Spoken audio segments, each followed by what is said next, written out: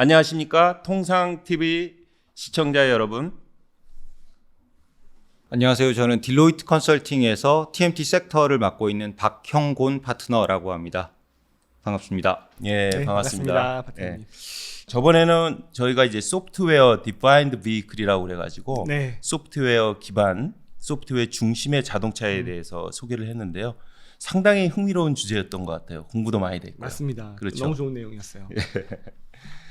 그래서 오늘의 주제도 꽤 이제 기대가 많이 되는데 어떤 건가요? 네, 여러분들 기대하셔도 좋습니다. 요새 가장 뜨거운 AI 그리고 반도체, AI 반도체 얘기인데요. 어쨌든 챗 GPT로 시작된 이 생성형 AI 열풍이 굉장히 뜨겁잖아요. 그래서 이 생성형 AI가 이끄는 반도체 시장의 변화에 대해서 말씀을 해주실 거예요.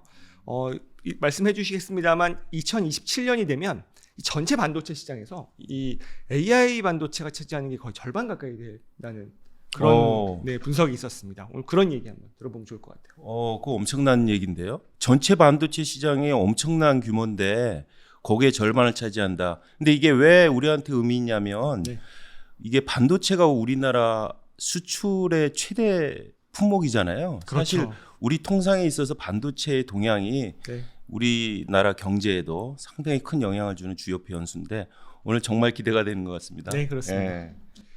일단 그 맥락이 중요할 것 같아요. 이 상황 자체를. 그래서 생성 AI 열풍 자체에 대해서 한번 우리 박형권 리더님한테 얘기를 들어보겠습니다.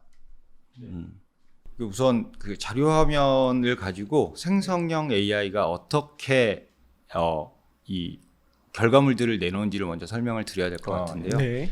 이 오른쪽에 있는 뭐 쿼리라고 부르기도 하고 프롬프트라고 부르기도 하는 사용자가 어떤 걸 해줘라는 명령어를 입력을 합니다. 그러면 이게 변환이 돼서 이제 흔히 얘기하는 뭐 라지 랭귀지 모델이라고 얘기하는 LLM이거나 아니면 뭐 신경망 모델이라고 하는 이제 이 알고리즘을 통해서 계산을 하는데 얘가 가장 유사한 형태의 이미지나 문서나 오디오나 심지어는 동영상까지 가지고 와서 직접 과거의 AI와 다르던 것이 과거에는 특정 형태의 반응만 이루어지는 것이 직접 결과물들을 텍스트로도 텍스트를 또 스피치로 변환해서 말로도 또는 이미지를 만들어주거나 동영상을 직접 만들어주기 때문에 저희가 AI 앞에다가 generative라고 생성형이라는 표현을 넣어서 결과물이 설명을 되게 하고 다양한 유형으로 만들어낸다. 결과물을. 네네.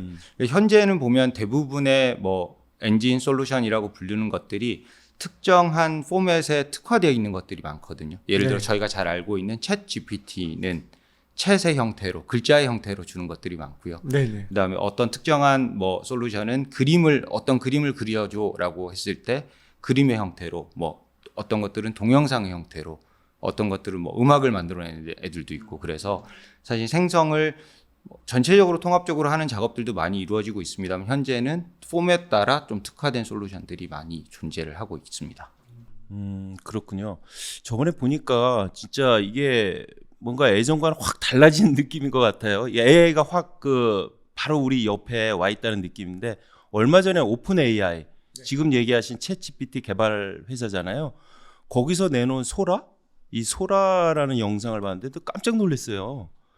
이거 이래다가는 이제 크리에이터들도 이제 일자리 잃는 거 아니냐 뭐 이런 얘기 나올 수도 있을 것 같은데. 그렇죠. 이 영상 보신 분들 굉장히 큰 충격을 받으셨을 텐데 저희는 그냥 놀라는 정도의 충격이지만 이 관련 업계 종사하시는 분들은 정말 생존의 문제가 올 정도로 이제 아이디어만 있으면 그죠? 텍스트로 치기만 하면 영상이 만들어지는 뭐 누구나 이제 짧은 영화 감독이 될 수 있는 뭐 이런 시대가 온 것 같아요. 네. 그래서 이제 생성 AI 얘기하려면 한도 끝도 없을 것 같고요. 오늘은 주제가 일단 생성 AI가 우리 한국 최대 수출 그 아이템인 반도체 산업에 미치는 영향이니까요. 그 얘기를 한번 들어보겠습니다. 어떤가요? 진짜 실제로 영향을 이미 미치고 있나요? 네. 그러니까 작년까지 사실 저희 뭐 잘 아는 대기업들이 반도체가 수급 문제로 좀 실적에 고생을 하셨었는데 맞아요. 그게 최근에 급격하게 개선이 된 가장 큰 이유가 흔히 저희가 이제 HBM이라고 하는 고대역 메모리 수출이 늘어났고요. 이 HBM이 특히나 이제 AI에서 그 프로세싱을 하는 GPU도 있겠지만 여기에 이제 이 많은 프로세싱을 저장하고 이동시키는 메모리도 필요하기 때문에 HBM 수출세가 확 늘어서 사실 최근에 대기업들의 실적이 크게 개선되고 있는 것으로 알고 있습니다. 야, 작년에 우리나라 수출이 계속 역성장하는 정말 유례없는 정말 안 좋은 상황이었는데 올해 들어서 진짜 확 개선이 됐더라고요. 근데 HBM만으로도 이렇게 개선이 될 정도면 이게 아직 초기 시장이잖아요. HBM이 아직 많이 더 성장세가 커질 텐데 그러면 우리나라 반도체 수출이나 뭐 산업은 계속적으로 커진다고 봐도 되겠네요. 네, 그럼에도 불구하고 저희가 이제 그 반도체 시장을 크게 뭐 2개, 3개 형태로 나눈다라고 하면 말씀하신 대로 이제 메모리 시장은 한국 업체들이 워낙 잘하고 있고 뭐 기술 측면에서도 지금 뭐 그 HBM3를 얘기하고 있는데 4 뭐 넘어가는 것들도 계속 내놓고 있어서 사실 메모리 부분은 뭐 양사의 경쟁을 차치하고서 한국의 경쟁력은 되게 좋아진다라고 얘기를 할 수 있을 것 같고요. 반면에 저희가 흔히 이제 GPU라고 얘기하는 부분은 사실은 파운드리도 잘 알고 계시는 대만 업체의 지배력이 훨씬 높고 그리고 칩을 설계하는 것들은 오히려 또 미국 업체들한테 좀 전 세계가 도미넌트 돼 있는 상황이라서 사실 그런 부분은 좀 국내 대기업들이 역량을 키워서 그런 부분까지 좀 더 진출을 했으면 좋겠다라는 생각이 있습니다. 네, 말씀하신 대로 어쨌든 가장 중요한 부가가치는 이 AI 가속기라고 하는 GPU에서 나오고 있어요. 그거를 지금 뭐 지배하고 있는 기업은 엔비디아고 그 엔비디아의 AI 반도체 얘기를 좀 해주시겠어요? 네네. 그래서 뭐 대표적으로 칩 세트 얘기를 하기 전에 이제 흔히 AI에 주로 쓰이는 이제 칩이 A100 내지는 뭐 H100이라고 하는 칩들인데 뭐 이런 것들이 뭐 정확하게 얘기하면 완전 전용이라고 하면 그렇진 않지만 대부분의 생성형 AI에서 이 칩이 사용이 되고 있고요. 그다음에 이런 특화 칩의 비중이 전체 AI용 칩 시장에서 절반 이상을 넘어갔고 결국은 이런 것들이 반도체 시장의 수요를 견인해서 뭐 2024년 기준으로 글로벌 칩 총 매출 전망치 5,760억 달러에서 AI 칩이 약 11%를 차지하는 전망이고요. 저희 벌써? 딜로이트는 이 칩 시장이 2027년에 가면 보수적으로 1,100억 달러 수준, 많게는 4,000억 달러 수준까지 성장할 것이라고 예측을 하고 있습니다. 이 많게 4천억 달러면 이게 절반도 넘어갈 수도 있는 비중이네요. 네. 야, 진짜 크네요. 네. 그러면은 이 칩들이 어떻게 이제 그 정말 AI를 뭐 학습하는데 그 사용이 되는지 조금 쉽게 좀 설명 좀 해주실 수 있을까요?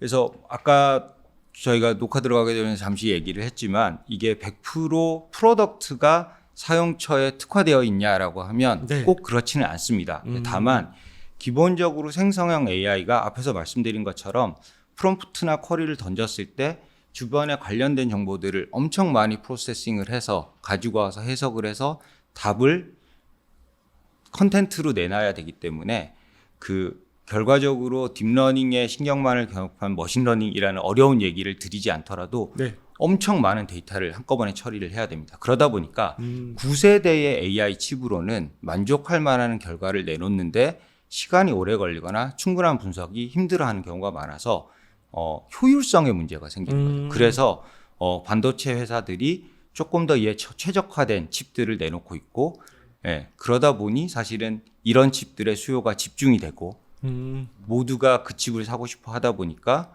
가격이 올라가고 그래서 큰 폭의 시장 수요를 물량뿐만 아니고 가격 측면에서도 견인을 하고 있습니다. 그래서 뭐 대표적으로 엔비디아 칩이 저희가 보통 10만 불 정도의 아까 앞에서 말씀드린 칩들이 10만 불 정도에 판매가 되는데 이베이에서는 수요가 너무 몰리다 보니까 이게 뭐 거의 40만 불, 그러니까 한화로 따졌을 때 4억 원 정도까지 거래가 되는 가격 인상이 이루어졌습니다. 칩 하나예요? 네. 칩 하나가 집안채야. 네. 아니 근데 그게 B2B예요? 그게 아니 이베이면은 그 누가 사는 거예요? 그러니까 사실 요 칩들이 그 저희가 흔히 얘기하는 그 크립토커런시 채굴에서도 많이 쓰이긴 해서 같은 칩들이 뭐 개인 간 거래도 있긴 하고요. 그리고 또 말씀하신 대로 AI에는 뭐 개인이 칩셋을 사기에는 힘든 시장입니다. 그래서 아까 말씀드린 칩셋 기준으로 최소한 뭐 그 한 1,000억 하나로 1,000억 이상은 투자가 돼야 제대로 된 AI의 돌릴 수 있다라고 생각을 하기 때문에 사실 이런 부분 대부분 그 기업 간의 거래로 이루어지고 일부 작은 물량들은 다른 목적으로 뭐 이베이와 같은 데서 또 추가적으로 거래가 이루어지고 또 있습니다. 이게 칩 하나를 이베이에서 이베이도 스스로 짭짤하겠는데요. 이게. 그럼 이게 그 얘기인 것 같아요. 결국에는 이게 그더 비싼 칩을 사더라도 더 빠른 시간에 그죠? 시간을 단축해서 더 좋은 결과를 내놔서 한번 젠슨 왕이 이게 총 운영 비용은 우리 걸 생각 더 싸다 뭐 이런 얘기를 들은 것 같은데 뭐 이게 또 기술적으로도 좀 궁금한데요. 이게 또 귀한 분 오셨으니까 좀 어려운 얘기도 좀 들었으면 좋겠는데 딜로이트에서 이 생성 AI 칩 관련해서 핵심 기술 이슈를 보고서를 내셨다고 들었어요. 좀 어려운 얘기지만 좀 쉽게 기술 얘기 좀 해주시겠어요? 그러니까 네. 이게 보니까 이게 GPU가 끝판왕은 아닐 것 같아요. 그렇죠? 지금 생성 AI의 현재로서는 가장 그 최적화된 되어 칩이니까 있지만. 인기를 끄는데 이게 끝은 아닐 것 같고 뭔가 끊임없는 새로운 기술들이 나올 것 같은데 그런 얘기를 들려주시면 좋을 것 같아요. 네, 그 GPU가 그 칩셋의 핵심이긴 하지만 세 가지의 이제 칩셋 자체보다도 그 렉스케일 보드라는 보드 안에 아까 말씀드린 GPU도 들어가고 아까 말씀드린 HBM이라고 얘기하는 메모리도 들어가고 또 이것들이 이제 통신을 위한 칩들도 들어가는 이제 렉스케일 보드라는 게 들어갑니다. 여기는 CPU, GPU, 메모리 뭐 이런 것들이 다 들어가는데 이게 GPU가 핵심이긴 합니다. 그래서 뭐 흔히 이제 뭐 800제곱밀리미터당 이상의 실리콘에 800억 개 이상의 트랜지스터가 들어가고 이게 메모리가 아까 말씀드렸듯이 HBM3, 4 가게 되면 이제 흔히 지금 2.5D, 3D라고 얘기하는 패키징을 통해서 이제 HBM들이 얹히고요. 이게 전체가 결과적으로 하나의 칩이 아니고 하나의 메모리가 아니고 결국 이 전체 칩셋 내지는 렉스케일 보드라고 하는 것들이 결국 AI 반도체의 핵심이 될 거다.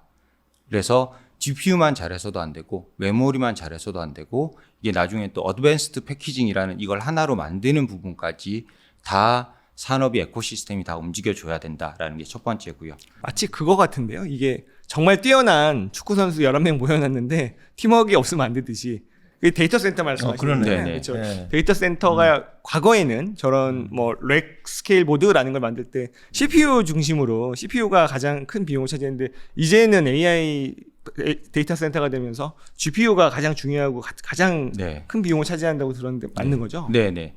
그리고 또 하나 이제 바틀렉이 말씀하신 이거를 다 하나로 뭉쳐서 어드밴스 패키징 하는 부분이 네. 시장에서 또 바틀렉 중에 하나입니다. 지금 이제 TSMC가 코어스라고 하는 그 이제 어드밴스 패키징이 부족해서 네. 그러니까 그 지금 H100, A100 반도체를 살려고 사람들이 줄 서 있는 네. 그 얘기인 거죠. 네네. 그렇죠?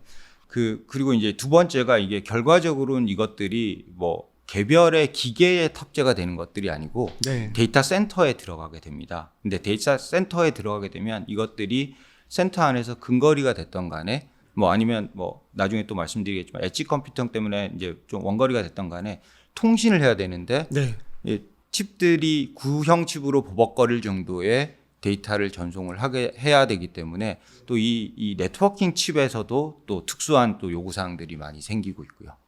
네. 마지막으로 이것들을 모아놓고 데이터 센터에서 돌리게 되면 이런 그 데이터 센터 안에서 보드당 요구되는 에너지가 이제 10kW 수준이 되기 때문에 설치되는 공간에서 전력 소모량도 엄청나고 또 열도 엄청나기 때문에 데이터 센터는 또 어떻게 전력을 효율적으로 쓸 거냐, 어떻게 냉각을 효율적으로 할 거냐라는 이슈를 또 안게 되는 겁니다. 너무 저도 이 관심이 많은 게 왜냐면 최근에 우리나라나 아니면 미국의 전력 설비 기업들 주가가 장난이 아니에요. 이 그러네. 데이터 센터를 이렇게 지으면 그러네. 전기가 부족하다라는 얘기가 네. 나오고 있고 그리고 말씀하셨듯이 냉각이 또 사실 데이터 센터에서 냉각이 차지하는 전기료가 어마어마하죠. 그죠. 예. 그래서 사실 그 저희 흔히 가파라고 얘기하는 미국 선진 기업들은 데이터 네. 센터 지을 때 전기를 끌어와서 냉각을 하는 것도 매우 중요하게 생각을 하지만 또 요즘 이제 ESG 때문에 친환경도 신경을 써야 되고 거꾸로 또 거기서 발생하는 코스트도 엄청나기 때문에 그 여러 가지 자연 환경을 이용한 냉각 시설들을 만들고 있기도 합니다. 그래서 뭐 대만에 있는 데이터 센터 같은 경우 호수 위에 솔라셀 띄워서 전력을 이용하기도 하고요. 네네. 그다음에 잘 아는 이제 뭐 라스베가스 인근에 이제 네바다에 있는 데이터 센터들은 사막이니까 밤에 추운 공기를 가지고 와서 낮에 순환을 시켜서 냉각을 시키면 아무래도 직접적으로 전기를 활용하는 것보다는 더 친환경적이고 더 싼 코스트로 냉각을 시킬 수 있기 때문에 뭐 그러한 방법들도 여러 군데 논의가 되고 뭐 그래서 알래스카 지하에다가 그 데이터 센터 만들겠다라고 하는 경우도 있고 맞아요. 북극에 짓는다는 얘기 들었던 것 같아요. 맞습니다. 극지방에 진다는 얘기도 뭐 심심찮게 오가고 있습니다. 실제 내가 예전에 이제 중국 특파원을 할 때 보니까 귀저우라고 있거든요. 거기가 되게 산지입니다. 근데 중국의 데이터 센터가 가장 밀집된 지역이에요. 지금 방금 얘기하신 그 동굴 같은데 아예 그냥 들어가니까 그 자체가 선선해가지고 냉각에 필요한 전기 소모량이 되게 적게 드는 거예요. 네네. 네. 근데 이게 되게 이슈가 될 수 있는 게 요즘 가장 큰 이슈 중에 하나가 탄소 제로잖아요. 맞아요. 넷제로. 그 탄소 중립. 네. 탄소 중립인데 탄소 중립에 위배되는 거라고 볼 수도 있잖아요, 사실. 제가 이해하는 걸로는 사실 저는 ES의 전문가는 아닙니다만은 거기서 만들어내는 발열이 주변의 기후나 환경을 퍼머넌트하게 바꾸게 되면 말씀하신 대로 이제 크게 위배가 되는 것들이고요. 자연이라는 게 기본적인 회복력이 있기 때문에 낮은 온도를 적절히 잘 이용을 하되 그 지역의 기후를 올리지 않고 효율적으로 냉각을 한다라고 하면 사실은 그에 위배되는 것은 아니다라고 생각을 할 수 있습니다. 네.